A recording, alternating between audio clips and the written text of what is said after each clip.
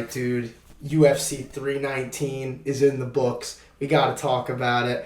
I was super excited for this all week because, we've had a lot of good main events this year, but this one, for some reason, just felt really big because I think DDP has become like a pretty big fan favorite at this point. You saw all the memes before the fight that he's like, oh, he's going to win like via plot armor or like something crazy like that. And then you got a guy like Tomfoolery is another one. Throwing a bucket of ice in the air or water in the air turns to ice. Khamzat runs right into it. But then you also have a guy like Khamzat who feels like a special type of talent. This moment has seemed like it was inevitable at certain points throughout his UFC run. And, we finally got to it. UFC 319 is in the books, and I say we hop right into this main event because we have quite a bit to talk about. So, Khamzat Chimaev does beat Dricus du Plessis via unanimous decision, dominant unanimous decision, 50-44 across all three judges' scorecards, and I think you could argue maybe it could have even been further apart than that. Khamzat takes the UFC middleweight title, and as far as the fight goes, man, the grappling is just on another level compared to DDP, and we knew DDP had skills on the ground, but Khamzat neutralized him in every single way. And, just to read off these stats, because I think it's just absurd what Khamzat was able to do to Dricus du Plessis. Nearly 22 minutes of ground control time out of a 25-minute fight, 529 strikes to DDP's 45, and 12 takedowns, obviously, throughout the 5 rounds. Just absolutely clinical on the ground. The former champion now had no answers for Khamzat's grappling, and it was just crazy. And now this guy who's had all this hype, he's now the champion, so can never take that away from him. But what did you think of the fight itself? Yeah, the fight. Come on. You don't get as much hype as Khamzat Chimaev and not go into the very first title fight expecting at least some sort of, at least he's at least going to give Dricus du Plessis a run for his money, and if it goes to the judges, then it goes to the judges at that point. But for a fight to still go to the judges and not have any doubt or any stone was left unturned is I'm talking about DDP 49-46. Yeah. Well, it's a special feat, and the scorecard reflects that. The scorecard reflects that, and just from a technical standpoint, it had about every sort of except for the stand up, but Khamzat controlled DDP in every way there was to control on the ground, and other than you said you could argue the scorecard could be even wider than it ended up being, but I think for Khamzat for DDP to not get finished, and I don't think he really came close to being finished either. There wasn't enough damage to warrant a finish or an even wider scorecard, in my opinion. And I would just say I think there could have been 2 10-8 rounds instead of 1. I think that you could argue that first and third. I think the third was the one that he was actually landing a lot of elbows on du Plessis, and out of the whole fight, I do agree with you. I don't really think there was a point where you felt it was super close to being stopped, but I think it was the third round when he was just landing elbow after elbow and just still like a bunch of punches, and du Plessis really just wasn't even able to defend, even by moving his head closer to Khamzat's body. I think that you could have stopped it in that moment. I wouldn't have liked it, but it's like we're at a point where it's like, well, what else is du Plessis going to be able to do? Again, I don't think it should have been stopped, but it's like, at that point it comes down to what do you think is a 10-8 round? And it's like in both of those rounds, I just feel like du Plessis had nothing for Khamzat. In the first round, I think you could argue it was a 10-8 just because he held him down for, I think, 4 minutes and like 40 seconds of that first round, if not more than that. So I think that mattered. Plus, obviously, being in the crucifix, and even though it wasn't fight ending, he was still landing ground and pound. Again, I'm not saying it should have been more, but I wouldn't have exactly had a problem if it was like 50-43 or something like that. But I do think that the judges did a good job with this one. I mean, I don't know how they could have done a bad job with this one, like I said, unless you would have gotten a 49-46 DDP. At that point, I think you'd have to prevent that judge it's from one of watching the those. sport. It's one of those fights. I mean, I say one of those fights like it's like this this happens every now and then, Yeah, but this is a rare feat. It doesn't. So this is a fight that you couldn't, that went to the judges and you didn't have to hold your breath. You were more or less just interested to hear if it was a 50-45 or a 50-44 or even a 50-43. Yeah. And so and it was in between. So there was one of those fights that it was impossible to mess up in any way by the judges, and Yeah. that's and nowadays that's it's pretty crazy. It's pretty insane. It's pretty incredible and unprecedented, and like for the challenger to do it is just it's eye-opening. It's eye-opening and it's pretty sobering, to be honest, because I know any singular man is capable of being beaten in a fight by any given opponent.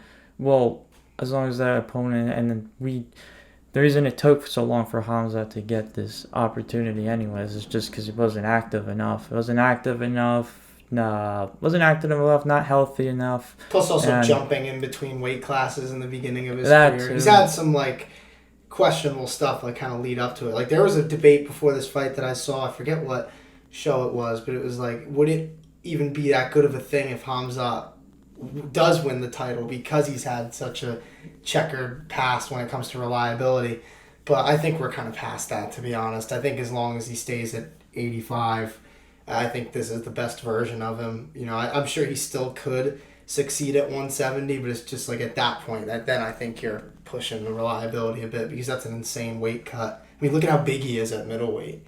It's kind of crazy to think that he even fought at 170, but he did. But now he's the middleweight champ, and then, you know, you kind of alluded to it.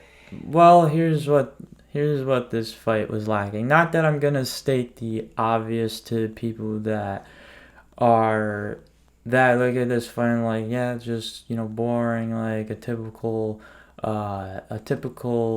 snooze grappling fest with one guy completely controlling and holding down the other, and some people don't want to watch UFC or MMA for exclusive wrestling and grappling, and then so they'll make a point like, well, it's mixed martial arts, and Khamzat didn't mix up the martial arts. He just wrestled the entire time. And they say that like it's, I don't know, like it's like illegal or something. Like, you know, you have to strike a little bit, and that's why.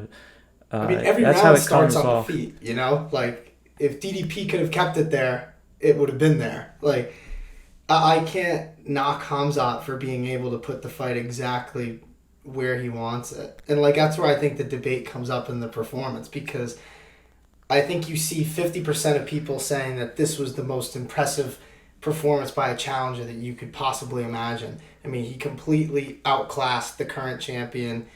There wasn't a real moment besides the end of the fight where you thought that Plessis even really had a chance. And then there's the other side of it, where it's like, well, maybe he should have been able to mix it up a little more, or maybe in those positions that he had, he should have been able to get a finish. But to me, and again, this is my point, and I'm going to let you say your piece too, but like, I think that with Khamzat, there's just been so much hype, and the question about him from the very beginning was, well, this stuff that he's able to do, just dominating people without even getting hit, is he going to be able to do this against the best of the best? at 170 or 185? That was the big question. Now that question's been answered, and that's a big yeah, because Khamzat just did that to Dricus du Plessis, who obviously was just the UFC middleweight champion and had just beaten a litany of really good fighters.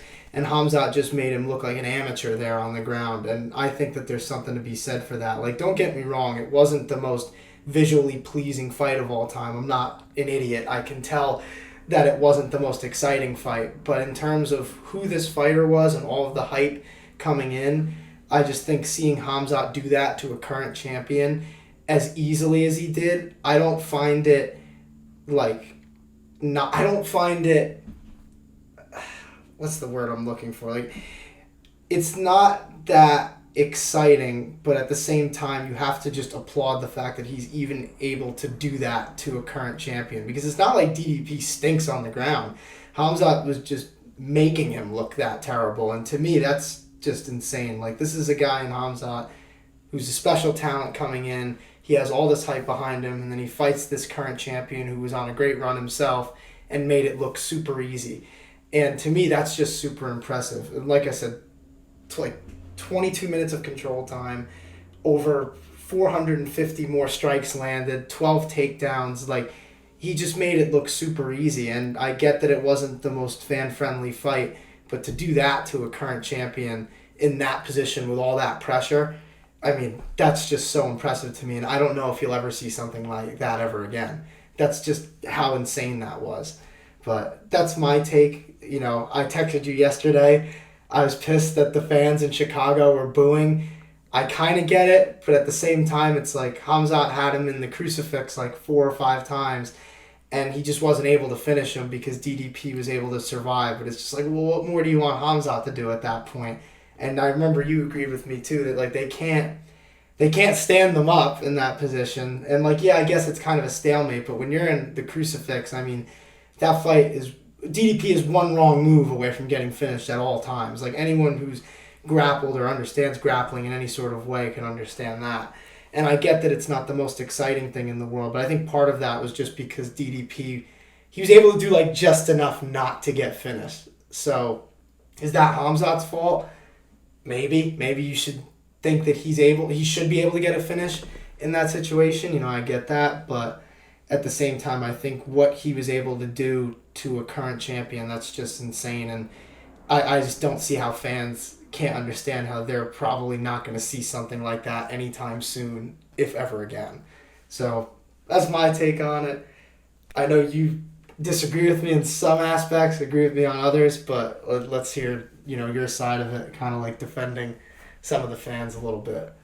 No, I disagree with the part where you say that when you bring up the fan friendly style of it, and that's why people can't appreciate and gravitate towards it, and why I said before, why I'm not gonna just state the obvious that it wasn't a fan friendly fight.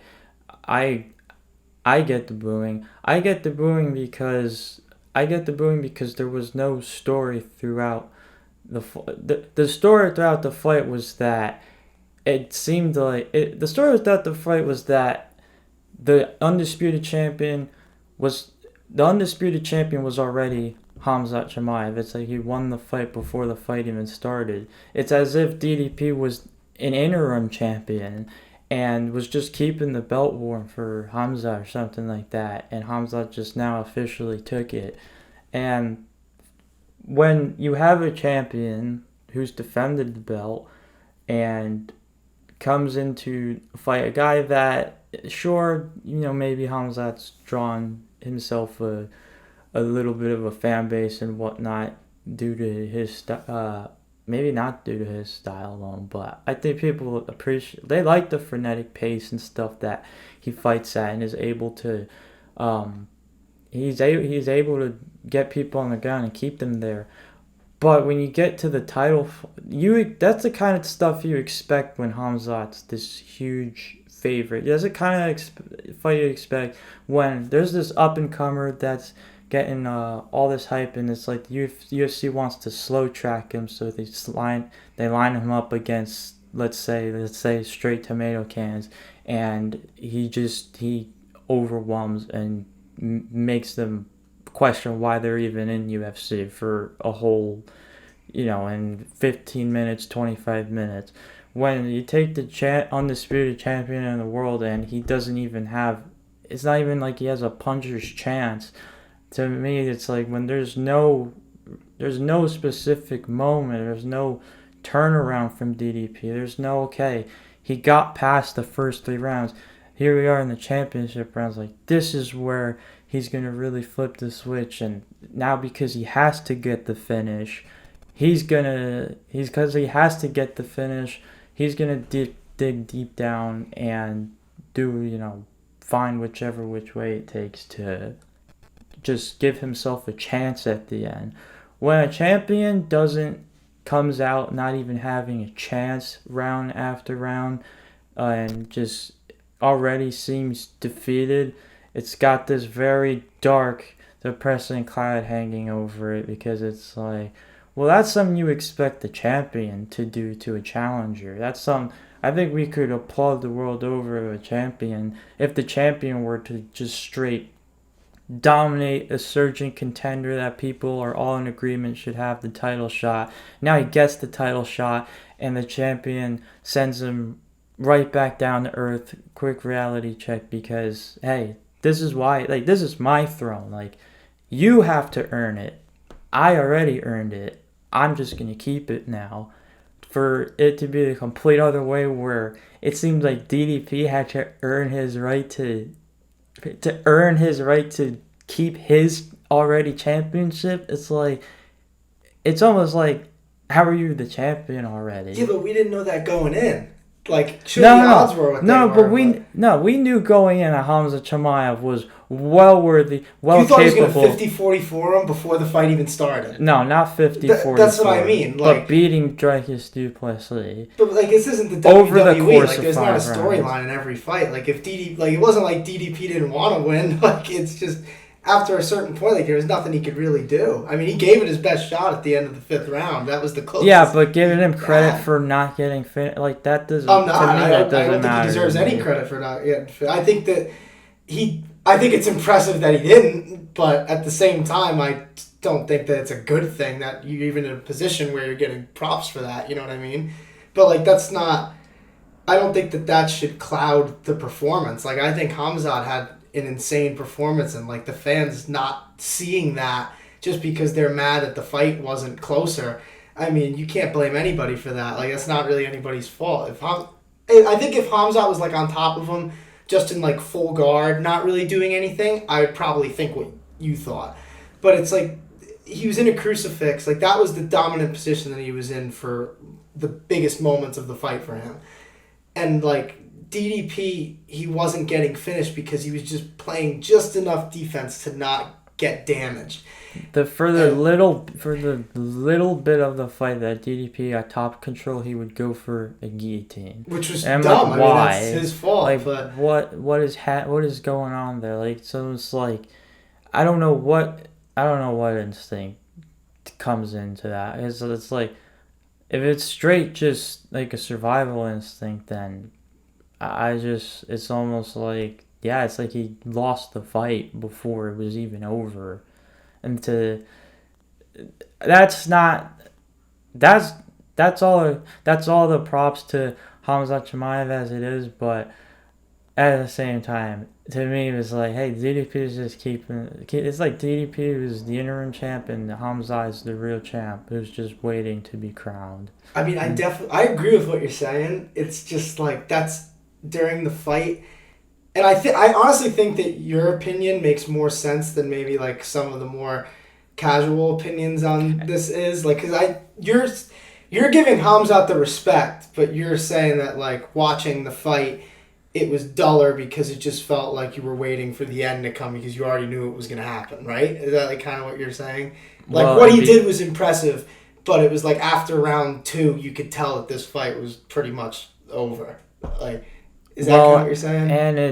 And because it's the champion on the receiving end. See, to me, I think that's crazy. I thought that was nuts. I don't find that depressing. I find that impressive. Like, yeah, from a technical standpoint, it's impressive. Of course it is. Because look what That's DDP not just did. the fans aren't booing that. They're booing the fact that I'm sure, however many of them came out they're just booing the fact that this is a world title fight and it's not even a competition. It's like DDP doesn't belong in the same cage as him. I think that, I don't know, maybe I'm just used to the old casuals booing anytime that there was like grappling, but I think they were just booing the stalemates, and like it sucks because they were stalemates, but not really. And I liked what Joe Rogan actually said. I think it was in the fourth or the fifth when they stood both of them up, and it was like Khamzat was in side control, and then Rogan said something like, "Well, now what if Dreykus knocks Khamzat out?" Like, then that's going to be the cloud over the entire performance. Should they have stood them up in the first place? And the answer is an easy no. No. And it's like, it sucks. It almost puts, it does put the fans, I guess, in a rougher position because, I mean, I get being pissed that you thought you were getting a better fight than you ended up getting, but at the same time, that's like nobody's fault. Like, I guess you could blame DDP for that, but it's like going in, nobody thought that was going to happen to DDP. I think everyone who thought that Khamzat was going to run through him figured that it was going to be like a quick finish. I don't think anyone expected a 50-44, just 25 minutes of pure dominance. I think that, I don't know, the only way I could see this is like not worth watching at all is if you're just sitting there thinking like, oh great, I already know how this is going to go for the next 3 rounds. Can't wait for this fight to be over. But even that, like, I just can't understand that if you're a real fan of the sport, because it's like what this dude is doing to the current champion, like, you don't see anything like this. Like, that's not something that happens. Like, I think of Conor McGregor versus Eddie Alvarez, but that's not the same thing. Like, it's one thing to outstrike someone easily, but Khamzat just dragged this dude. No, I don't think it was watching the next 3 rounds and already knowing how he was going to go. It was the start of let's say round 3 and thinking, all right, DDP's gonna adjust somehow. He had one sprawl towards the end, I believe, and Khamzat's chain wrestling is just too good. Like, I think it's just the guy. Like, I don't think DDP is any bit worse than I thought he was coming in. I think Khamzat is just even better than I thought he was coming in, at least on the ground. Well, that's the thing. Now it leaves, it's like, well, who's the guy to face Khamzat Chimaev then? Because now we have to wait on that because we didn't get any sort of encouragement from Dreykus du Plessis here. That's the part that people are not particularly happy about. Well, middleweight, it's not lacking contenders. Like, Khamzat's going to get fights. It's just a matter of who do you think's going to beat him. And, like, right now, I look at the title picture. You have Bohalio fighting Imavov in Paris. I honestly don't think either of them match up very well against Khamzat. I think that maybe on the feet they could do a little better than DDP did, but I also still think that Khamzat's going to be able to get them down and smother them in the same way. I think that the 2 contenders that have the best chance right now would be Renier de Ridder or Anthony Fluffy Hernandez, and that's solely because they're good grapplers who have very active guards, which I think is what you need to beat Khamzat, because if you don't have a guard that's going to make Khamzat work on top, he's not going to gas out. And that's ultimately what happened in this fight, because DDP wasn't making him work at all on the ground, so that pace wasn't even a factor. And I think RDR, his cardio is what worries me in a fight versus Khamzat. But Fluffy Hernandez, it feels crazy to say this because Fluffy is really like a dark horse right now at 185, but in terms of styles, I think he really has the best chance right now to beat Khamzat because he has a crazy pace, he has a really good guard, he's good on top and on the bottom, and on the feet I think he has enough skill to maybe not just get taken down at will by Khamzat. So out of all those guys, I think Fluffy would be the most intriguing fight, but I truly think that we're about to start a really nice title reign for Khamzat Chimaev. Yeah, I'm all for the dominant era of champion where, I mean, if you look throughout the entire UFC and you look at who's currently the current champions, these are all guys who have already beaten a handful of worthy names, and you have all the reason to believe that they're gonna be staying at the top. So Elliott, Pantoja, Merab, now Khamzat, you can feel that way. And the list goes on. We'll see with Ankalaev in a month or so. But just in general, and then if Islam Makhachev beats Jack Dillon and Elena for the welterweight title, then you have another guy. And these are just all guys who you can just feel pretty confident can hold on to that spot in that top spot in their division for like as long as they please, to be honest. Just we're in a good era though for that. That's where I come back to DDP getting dominated like this, because it's like it's like, well, dang, I guess he never had a chance against Khamzat in the first place. I mean, that's just how it happens sometimes though. Like, to me, I viewed this as the coronation, not just the complete downfall of DDP. I still think DDP is an elite fighter.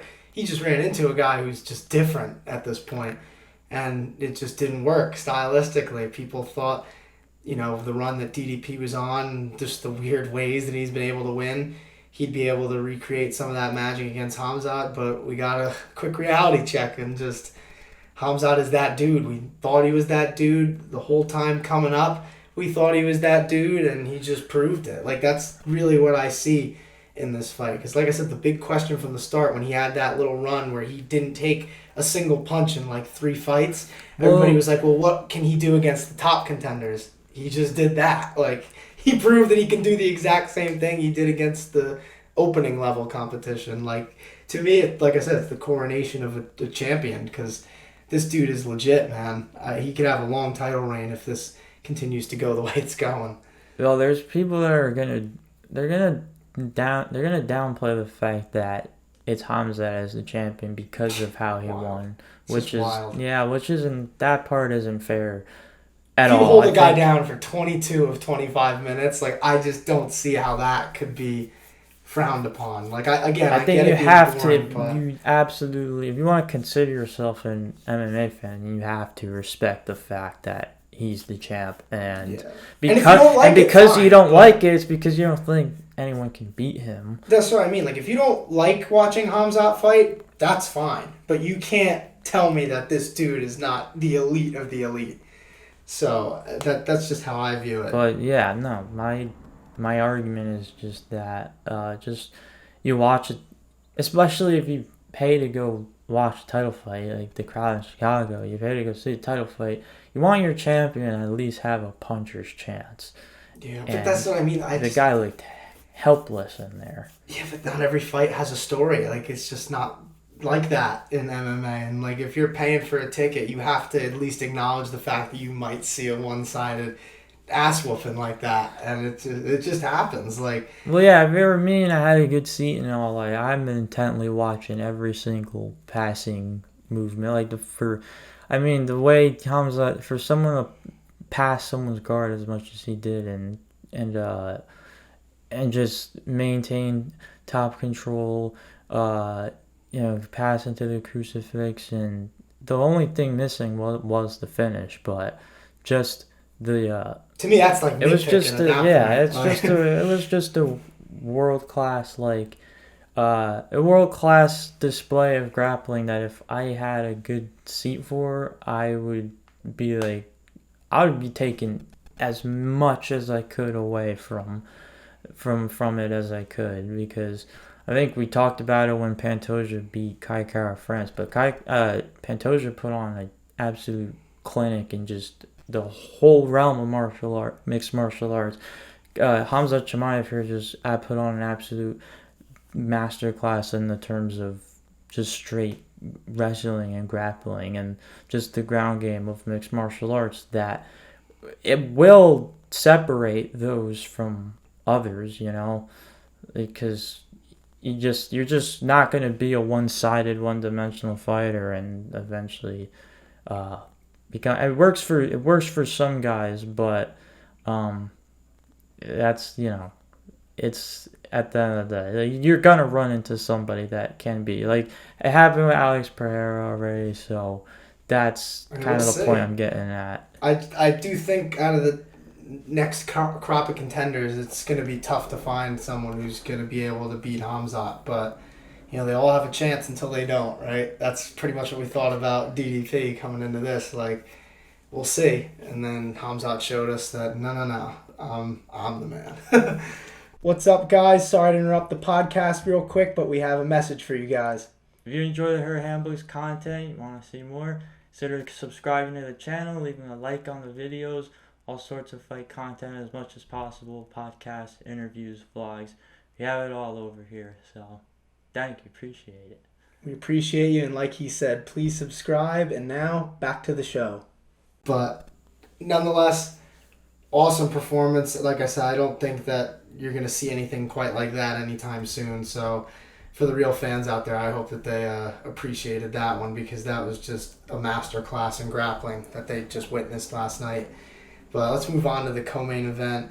Talk about Lerone Murphy starching Aaron Pico in the first round with a nasty spinning elbow. The second of the card, by the way, and second in 2 fights, which is crazy. I read a stat. There's only been 10 spinning elbow finishes in UFC history, and then 2 of them just took place last night within 2 fights. I love sports, man. I really do love sports.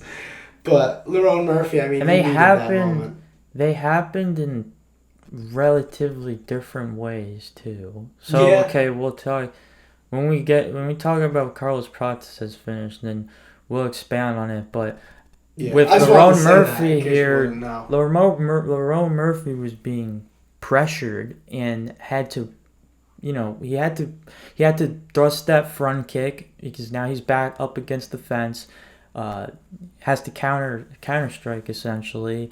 And Pico was just didn't really account for how much he was pressuring, and he got caught bad. Yeah, I mean, you got to give Murphy credit for having the fight IQ and the composure to even stay set in that type of scenario against a guy like Pico, who's obviously a huge threat, especially on the ground. And to hit him with not just a counter shot, but a highlight reel counter shot, like a spinning elbow. That was just unreal. And Murphy really needed a moment like that, because he's a guy who's near the top of the featherweight division and has been for basically the past year now. And he's just needed that one little step to really be in that title picture. And, now you have a guy in Aaron Pico coming in, super hyped up from Bellator. And Lerone Murphy, obviously he had a little bit of adversity in there, but then lands a nasty spinning elbow to finish the fight in the first round. Like, that was that highlight reel finish that he needed to cement his status. And now you have Alexander Volkanovski calling him out for a title fight in December, and Dana White loves the sound of it. So he just went from being a maybe looked over contender to a guy who's now a shoo-in for a title shot against one of the greatest fighters of this past generation. So talk about a good night for Lerone Murphy, right? And good night in another way for Aaron Pico, in a sense. But I shouldn't say I'm a big fan of Aaron Pico. I still think he has a lot of potential. Because like I say, he looked pretty good. I mean, early on, like you say, he just got caught. And it was early enough in the fight too, where you still wonder what it might have looked like if that didn't happen. But at the end of the day, Pico still got knocked out, so we'll see what they do with him next. But Lerone Murphy, I mean, what a night for him. So just outstanding, and I'm happy for him because I've been high on him for a while now. So it's cool to see him getting that love. But then to get into the other spinning elbow finish that we were just talking about, Carlos Prates did the same thing to Jeff Neal, also in round 1. Much different fight though. Like you said, I mean, Prates is more of like a marauder on the feet. That dude just has a scary pressure and pace, and Jeff Neal didn't really have an answer for it for the entire fight until he got finished, pretty much. I mean, Prates, anybody who had any doubts after the Ian Gary fight about how good he really was, he kind of shut them up with this fight. I mean, he was like, no, I still deserve to be talked about in the way that I was talked about. So, I mean, that was just super impressive to me, and I know me and you are big fans of the Fighting Nerds. Yeah, so. I mean, it's just the blend of power and style that honestly that whole gym seems to bring, but Carlos Prates in particular, in this case, is really just, it's one of those things that you, I guess, it's one of those things that it's not what UFC needs, but UFC definitely appreciates it, and it's why he gets spots like this on pay-per-view cards, and why he would immediately be booked for a fight in his home country and want to represent there, because I mean it's like it is a genuinely with guys like this, you'd think that, hey, they're gonna give you a little bit of everything. May not be great at one particular thing, but he's more than capable of being in there with anybody. But Carlos Prates is an absolute wizard on the feet. Like in this case, this spinning elbow finish was him coming in with the 12-6, and then at the very last second just turning and just delivering right on the money. Like I saw Jeff Neal on the ground. I was like, dude, I hope he's okay, because I've never seen anybody do that to Jeff Neal. That was impressive. And I was watching the countdown and stuff during fight week, and I loved what his coach said about his style. He says, like, Prates doesn't train in a way where he's trying to just beat an opponent. He's trying to really finish them and hurt them. And that, like, he's not the type of guy who's going to try and beat you across 15 or 25 minutes. He's looking to take your head off. Like, that's his goal.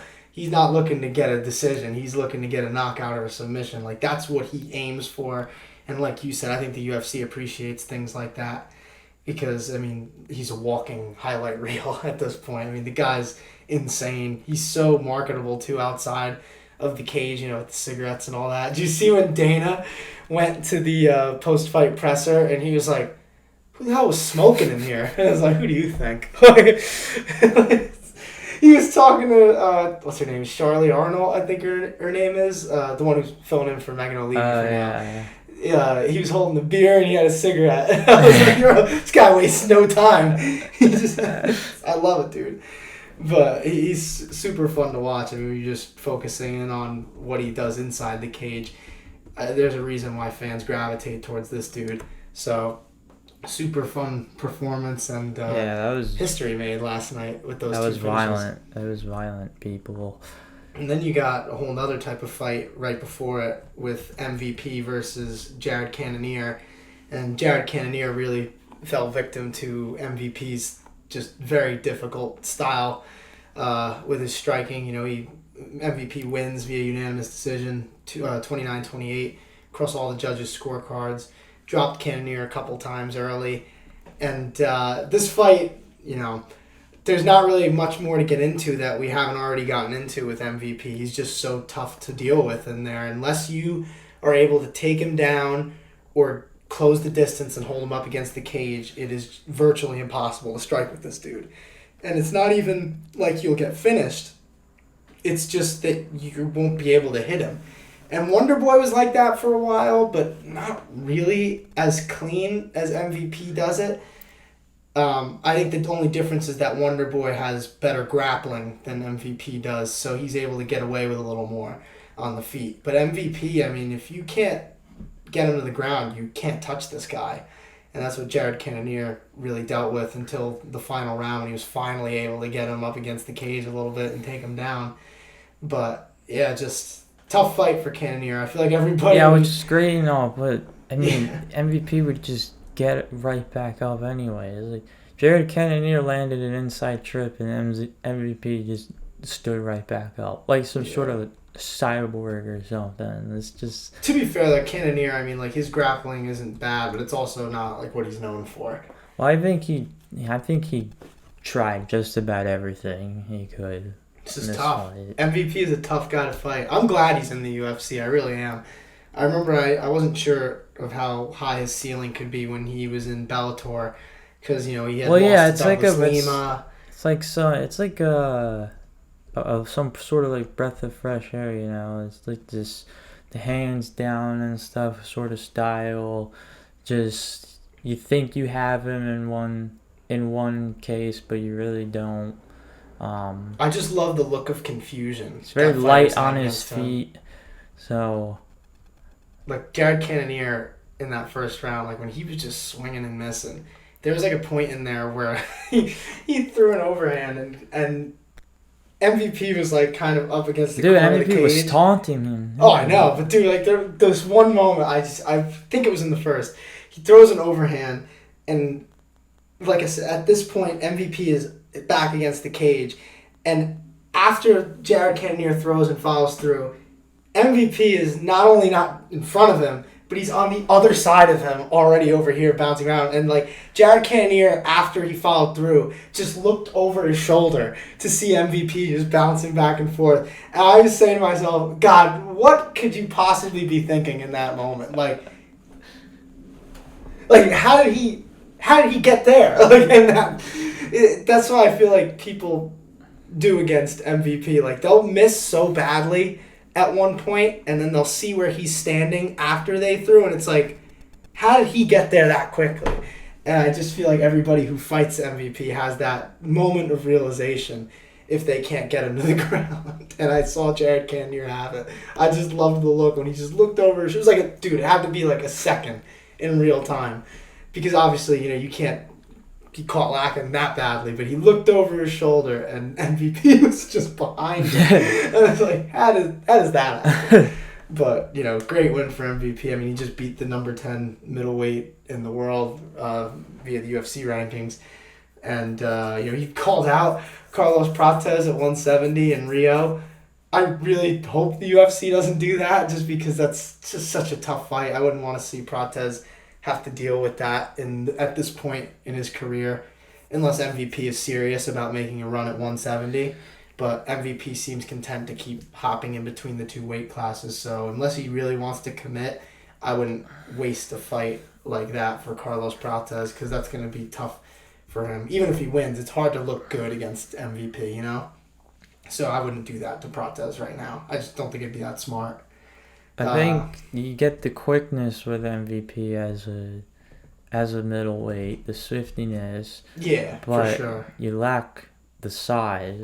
So and then at welterweight, he's able to get up a little easier. He's able to deal with grappling a little easier, but then the speed is a little different. But his movement is still there. It's just the speed is. Yeah, I think welterweights be able to strike with him in the pocket a little more. Yeah, I mean, that's his weight class that he's had the most success in. I mean, when he was in Bellator, really Douglas Lima was the only one who was able to hold a candle to him.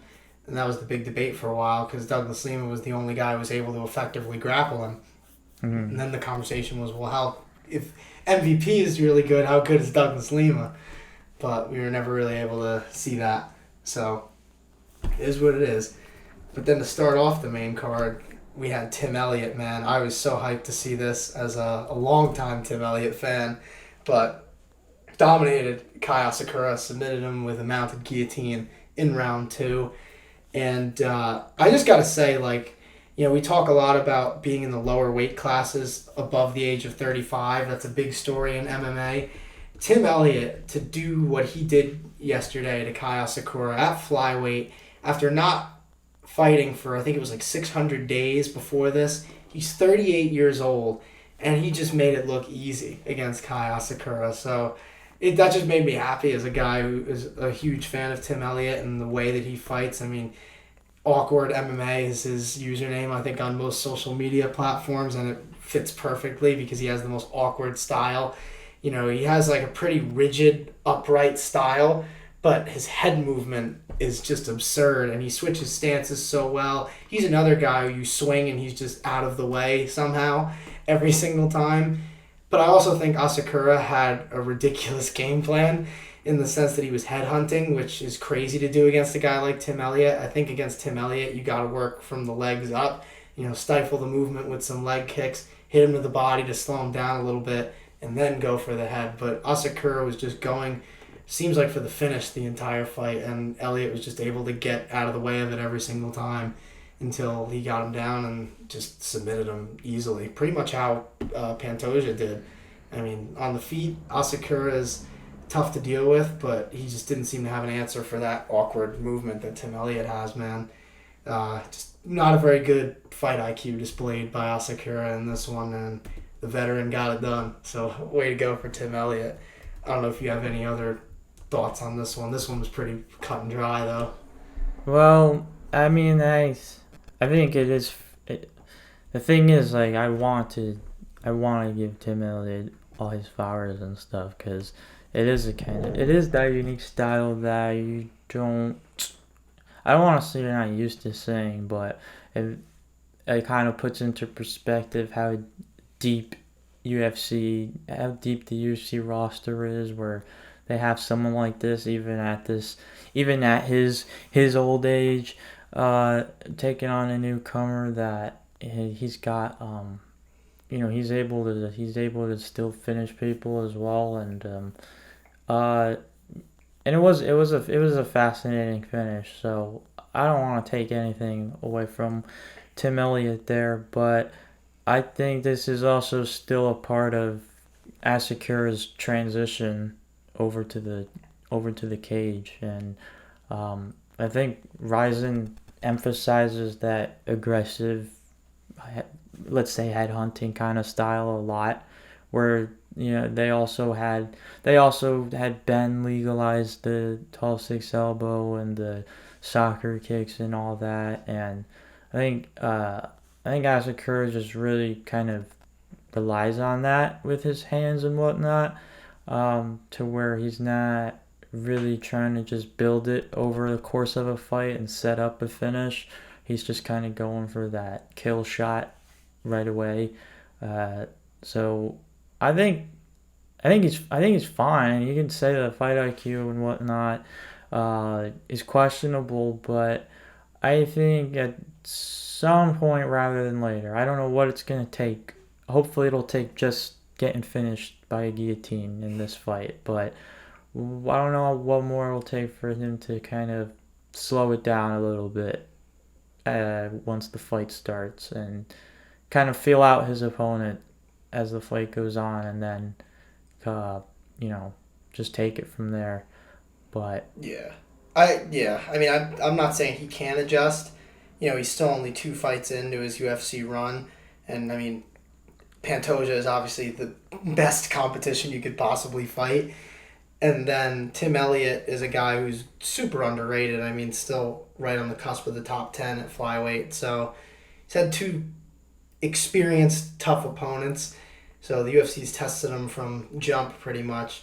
But if you think about it, I mean, Manel Kape was a similar type of thing. He didn't have the greatest start to his UFC run, and then look at where he's at now.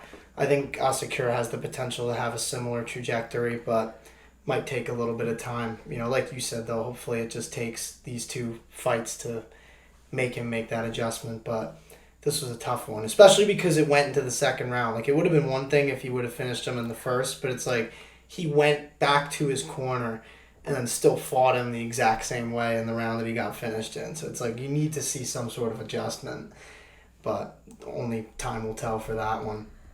But getting into these prelims a little bit before we go here, to talk about this guy, I don't want to butcher his first name. We talked about this. But Chimaev obviously wins his fight on Dana White's Contender Series on Tuesday. Fights 4 days later against New Jersey's own Eric Nolan. This was an interesting one just because Nolan is obviously taking the fight on short notice as well, fighting a weight class above where he's used to, but it's a huge opportunity. But then in the first round, he looked pretty good against Chimaev, but in the second, it was just almost like a completely different fight.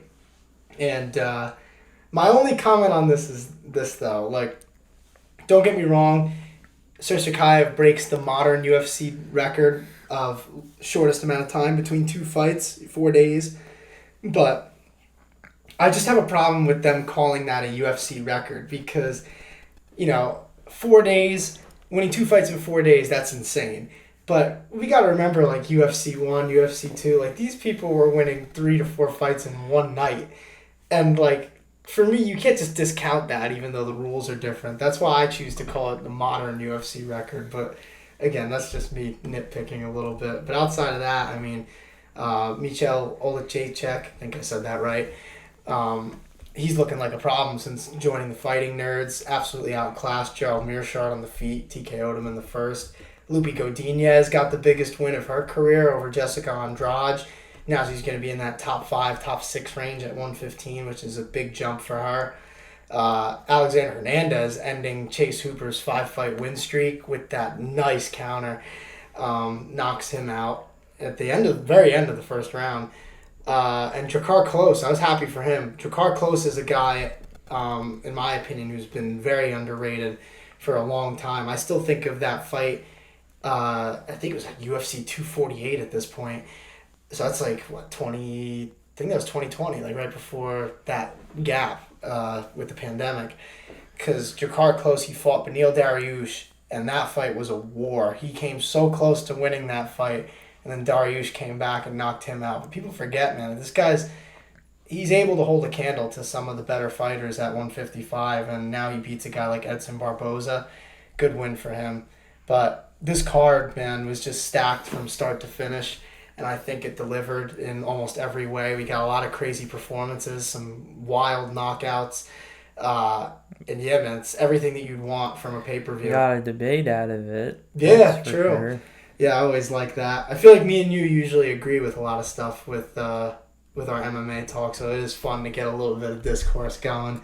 Let us know what you guys think about it, because genuinely, I mean, with that main event, everybody has been having that argument, and that's what the comments of every post about it looks like, is the conversation that me and you had, just a little less in depth. So what did you guys think of Khamzat's performance in the main event? Let us know in the comments. Before we go, though, one more announcement. This is a pretty cool thing for us. So we've been working on this for the past couple of weeks. Tomorrow, we will be launching the Hurt Handbook website. Mm-hmm. So if you look up www.thehurthandbook.com, you will find our new website. And it's a good thing to kind of just, housekeep everything that we do. It has like a nice little About Us section, Contact Us section in case anyone wants to collaborate or just, send a message.